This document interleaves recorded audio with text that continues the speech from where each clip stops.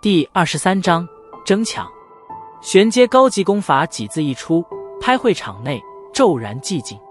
与先前的筑基灵液相比，斗气功法所引起的轰动无疑要更加震撼人心。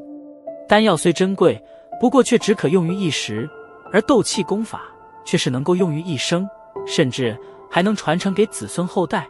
从某种角度上来说，高阶的斗气功法比丹药更要让人疯狂。毕竟只要拥有了高阶功法，就算没有灵药的支持，那也迟早能成为一方强者。而若是没有功法，只有灵药，那就是把丹药当豆子吃，也难以成为真正的强者。在震撼了片刻之后，会场中陆续有人回过神来，一双双炽热的目光死死地盯着台上的青色卷轴，就连那妩媚动人的亚妃似乎也在此刻被遗忘了去。